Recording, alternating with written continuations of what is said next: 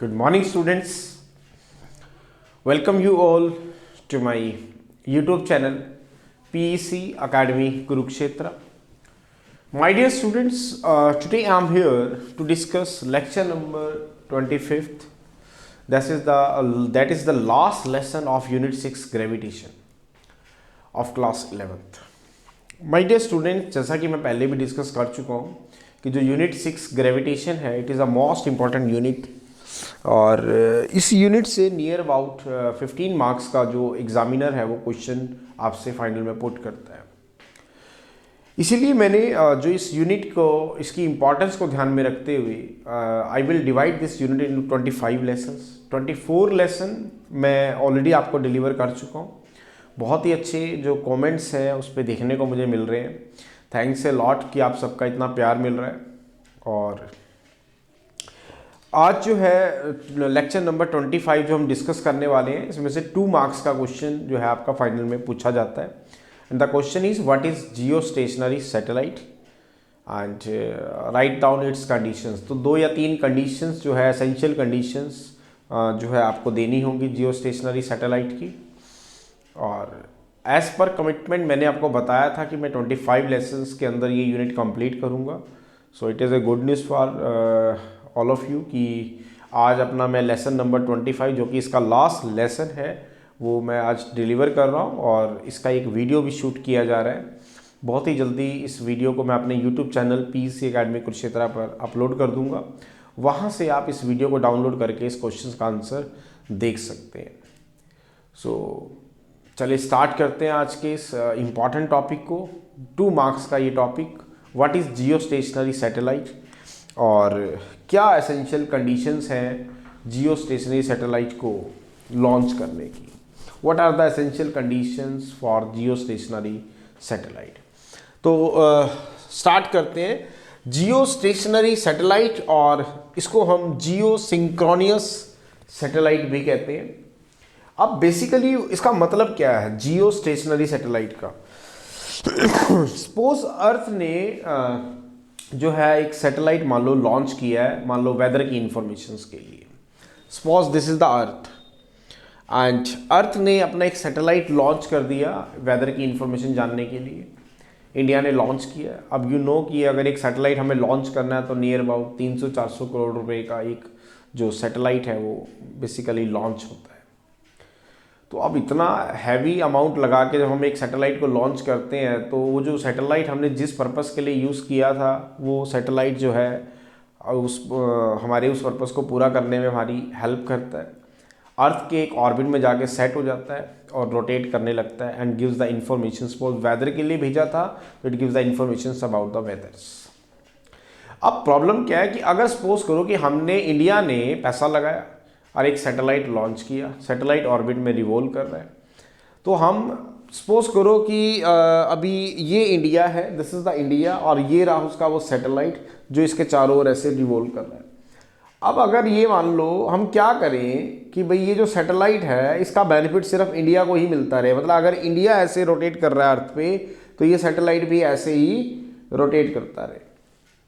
क्योंकि अगर इसकी स्पीड अर्थ की स्पीड से मैच नहीं होगी तो ये अर्थ जो है, इंडिया आगे निकल जाएगा, सैटेलाइट पीछे रह जाएगा। तो इस सैटेलाइट के सामने कोई और कंट्री आगे खड़ी हो जाएगी और वो इसके सैटेलाइट को यूज़ कर लेगी। तो ऐसा ना हो तो इसके लिए हम क्या करें, और इसको हम जियो सिंक्रोनियस सैटेलाइट क्यों कहते हैं और कितनी हाइट पे इसे लॉन्च किया जाता है। तो सबसे पहले हम पढ़ लेते हैं। Satellite which revolves around the earth and it has same angular speed. Means एक सैटेलाइट को जब हम लॉन्च करते हैं तो हम उसे जियो स्टेशनरी सैटेलाइट कब कहेंगे, if it is to be revolves around the earth. Earth के चारों ओर एक ऑर्बिट में वो रिवॉल्व करेगा with same angular speed in the same direction as it done by the earth about it own axis. मैंने क्या बताया, बड़े ध्यान से समझे कि जब अर्थ एक सैटेलाइट को लॉन्च करने जा रही है तो why it is called Jio stationery satellite. इसकी एक एसेंशियल कंडीशन तो ये है कि if the earth is to be revolving in this sense, तो आपका सैटेलाइट भी, अगर अर्थ जो है रिवॉल्व कर रही है, मींस इंडिया जो है ऐसे जा रहा है अगर, तो आपका सैटेलाइट की भी जो सेंस ऑफ रोटेशन है वो ऐसे होनी चाहिए। क्योंकि मैंने क्या बताया था कि जब इंडिया ने सैटेलाइट को लॉन्च किया तो इंडिया ही उसकी सैटेलाइट की जो इंफॉर्मेशन है वो रिसीव करता रहे, तो इसके लिए उस सैटेलाइट का इंडिया के सामने प्रेजेंट होना बहुत जरूरी है।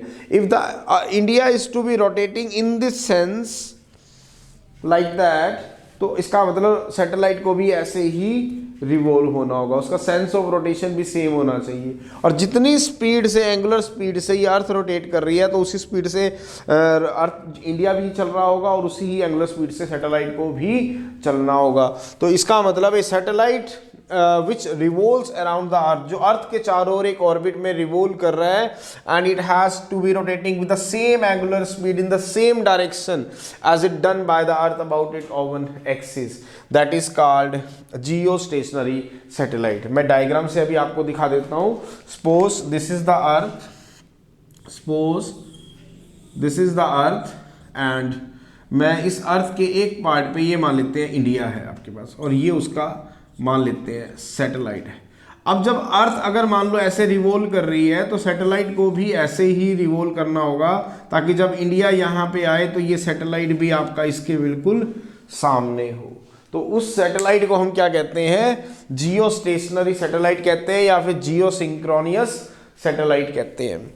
और जिस ऑर्बिट में ये रिवॉल्व करते हैं उसे जियो सिंक्रोनियस ऑर्बिट कहते हैं। दोबारा सुने, मैं दोबारा बता रहा हूं, ध्यान से देखेंगे।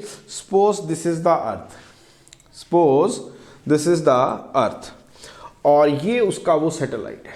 Suppose this is the satellite of earth, ये इंडिया ने लॉन्च किया, and this is the India. मैं यहां पर इंडिया बना देता हूं, एक सेकेंड वेट करें ताकि आप अच्छे से समझ पाए।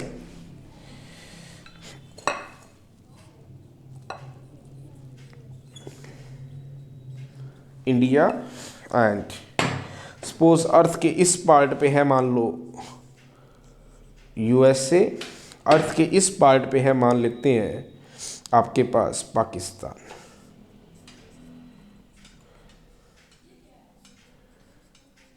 लो, ये मैंने आपके सामने अर्थ पे 3 कंट्रीज बनाई, देखिए ध्यान से।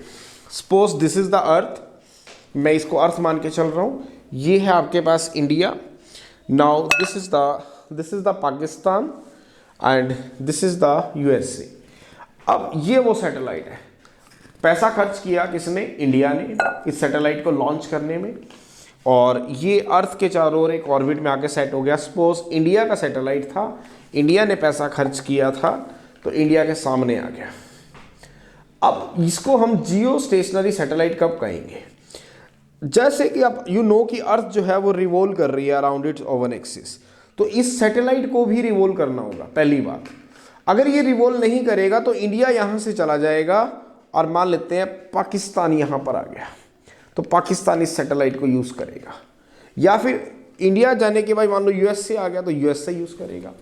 ऐसा ना हो तो हम क्या करते हैं, जब इसको लॉन्च करते हैं, एक ऑर्बिट में सेट करते हैं, तो इसकी जो ऑर्बिटल स्पीड है वो बिल्कुल हम अर्थ की स्पीड की तरह ही रखते हैं, ताकि जैसे जैसे इंडिया मूव करेगा वैसे वैसे ये सैटेलाइट भी मूव करता रहेगा, तो हमेशा ही ये इंडिया के सामने होगा।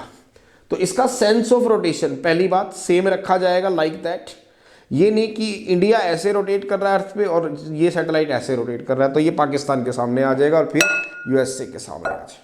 तो इसका मतलब इसका जो सेंस ऑफ रोटेशन है it will be same like that, ताकि ये इसका बेनिफिट मिलता रहे इंडिया को। सेकंड, इसकी जो सेंस ऑफ रोटेशन मैंने आपको बता दिया, एंगुलर स्पीड है वो बिल्कुल सेम होनी चाहिए वैसे ही, तब हम इसे कहेंगे कि ये एक जियो स्टेशनरी या जियो सिंक्रोनियस सैटेलाइट है। और जिस ऑर्बिट में ये रिवॉल्व कर रहा है इसे हम जियो स्टेशनरी या जियो सिंक्रोनियस ऑर्बिट कहते हैं। अब क्या वो हाइट हो उस जिस ऑर्बिट में हमें इसे सैटेलाइट को सेट करना है, वो कैसे निकालेंगे? इस फॉर्मूले से निकालेंगे, T²R²G/4π² की पावर 1/3 - R, जिसमें T क्या है? Time period, that is 24 horse, क्योंकि अर्थ जो है अपने एक्सिस पे एक चक्कर 24 हॉर्स में लगाती है।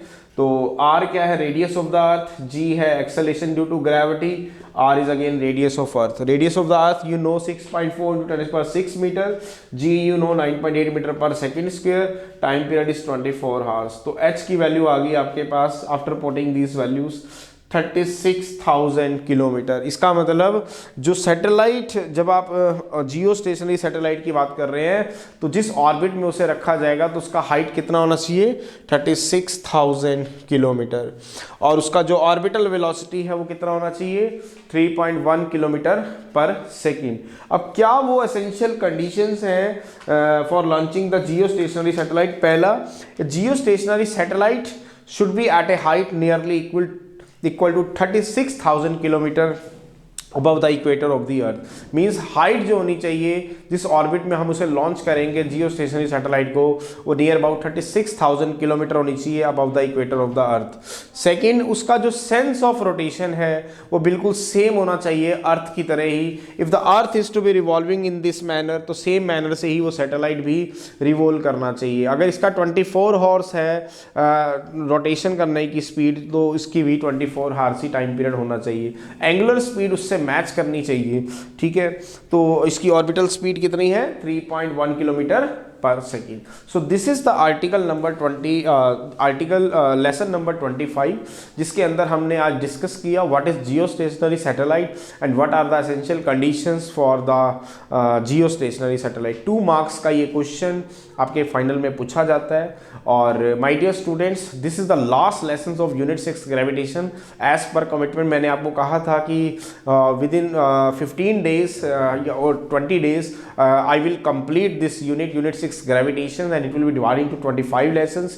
For 24 lessons मैं ऑलरेडी आपको डिलीवर कर चुका हूँ। This is the last lesson, बड़ा ही इंपॉर्टेंट लेसन है और बहुत जल्दी मैं इस लेसन को भी अपने यूट्यूब चैनल पर डाल दूंगा और वहाँ पर जाकर आप मेरे सभी के सभी 25 लेसन्स को डाउनलोड कर सकते हैं। और यूनिट 6 ग्रेविटेशन, जिसमें से 15 मार्क्स का आपका जो क्वेश्चंस है वो पुटअप किए जाते हैं, उनके आंसर्स को आप बड़ी आसानी से पेपर में दे सकते हैं। So at last my dear students, again I am saying, if you like my videos, like my work, like my effort, then please don't be forget to subscribe my channel. My channel is PEC Academy Kurukshetra. तो अंत में मेरे प्यारे विद्यार्थियों, अगर आपको मेरा काम पसंद आ रहा हो, मेरे वीडियोस, मेरा चैनल, मेरे एफर्ट्स, अगर आपकी प्रॉब्लम को सॉर्ट आउट करने में आपकी हेल्प कर रहे हो, तो प्लीज़ मेरे चैनल को सब्सक्राइब जरूर करें। My channel is PEC Academy Kurukshetra. धन्यवाद। जय श्री कृष्णा, जय गुरु जी।